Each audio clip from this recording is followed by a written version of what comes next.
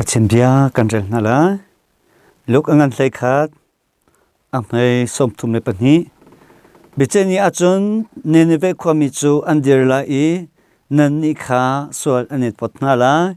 zeichate anni chu jona bia chimmi an thaitaka khan anja za ani the asina an heka hen jona naken angan deu mi ko tung tia ati ni hena lent azakana choni thumnia pachin bia en thajang electing dia bitlang pia tarkadu mi chu se I khen nakti mi se I ni hin kan thei mi gospel chunga khan atukaral mi chunga khan ninfe khwami chu chona bia khan theitaka anjia za ani thleng ti mi kha kan mu I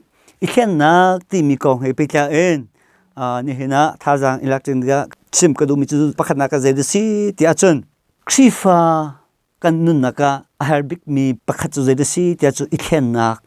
ti mi hese ikhen nak ngelo achun a hauman hi pathian sun parna ha kan som kholo ti kha bible chiang chung afyang te kan mu mi si cha ikhen nak ti mi hi kan khifa nun naka bik mi pakhat ase ti mi zong kha langtar ka du mi se kan ma lai mi khifa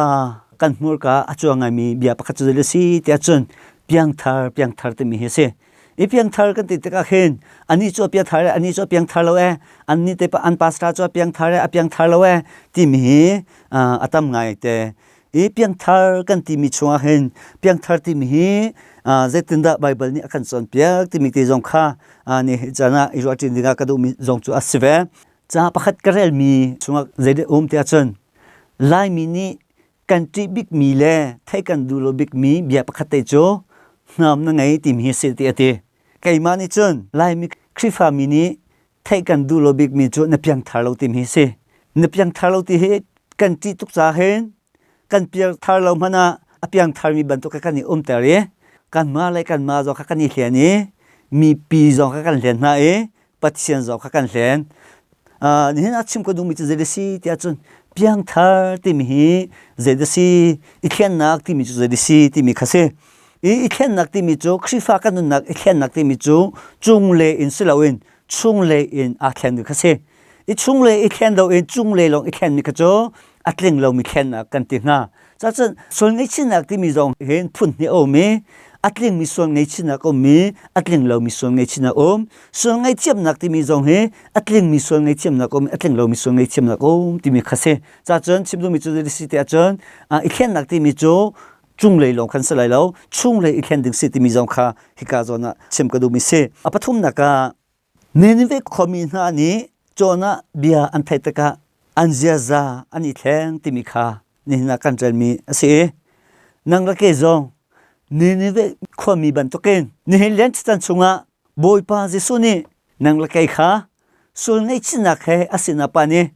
boipa ka ngai chem ko misol ka si tia ama asina sul ngai china khe pachin sina panding kha akan som du mi se ilian chan chung bupi ni akan tar piak mi bible vial te he kan zau taka sul ngai china long te se pachin sina kir nak long te khe se cha chon bible chung a hen sul angai chi pachin sina akir mi ta pi kan mumin ha laka fapatlaw tuan bia he miza pi ni kan orbik mi asirolai tia karwa ni fapatlaw he apa sen en akir chante ka hen bitak te lungchin tak ten kapa na fapa si oka ka tlak lo ti tia hen apa si an sul ngai china akir mi se ti ter mi se lo bitak te sul ngai china ngai nuwa apa sen akir mi se apa ni ro chou tua a chau hlan tha ni poingan pi atwa pia ti jong kha bible chunga fyang te kan humi khasi za chun nang la ke jong zeitloken kan sona tam ko man se boipa sina hen luk tak ten luk chin tak ten sol ngai china khe kan kir a chon boipa ni akan chau hlan la boipa ni kan sokal pan vial te kan ngai chem la mi chiang ban to ken afa sidinga akan chau la ro chou tu akan chau hlan la ti jong kha ni na chim kadu mi se chon apathum naka boipa akoi amandi mi lungchin chu zetin mana na hlobal lai lo ati cha chon boipa ni adu big mi chu kan hu le kan ral mi babel chwa khan keima ka du big mi rol unak chu ati sul ngai chinak mi cha that nak to nak khale kan sima chon a hlu pek nak ki siti chim du mi chu le si ti a chon kan sual kan ngai chi kan ti mi chu le si ti a chon that lau na mer tak sual na kal tak kha sual ngai chi ti mi chu I khen nak ti mi chu ma si mi chang pol ne nun nin hlun kha alau chang e nun nin thar a thok chang ati mi ka si I khen nak piang thar kan ti mi chu sual nak vialte pal nak vialte kan nun hlun vialte kha kal tak ke nun nin thar I thok ka si chu I khen nak kan ti mi chu si chu I khen nak ti mi chu a chon kan ni vialte ni atleng mi sual ngai chi nak kha kan ngai ding kha abipi mi se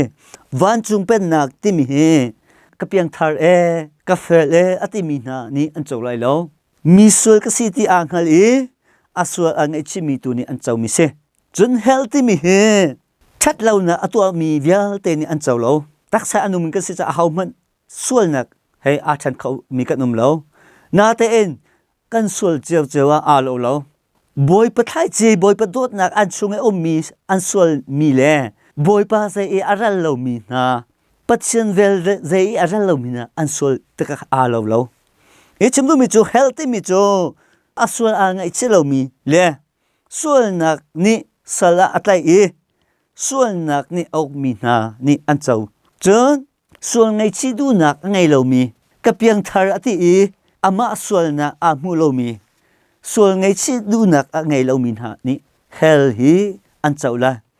cha chun dot mi ole nam na hi len chi chan chunga khen kan lung thin kan zai zong kan sual kan pal na via te kal taken boy Jesus Christ sena sual ngai chiam na he panusi tikha ni hen thong thebia en thajang electric dira chim ko du mi se achim tu ke ma cha se angai tu kan di lak cha boy pan athar chona kan pe pe kau se amen Radio Veritas Asia Hakol in Chanmanna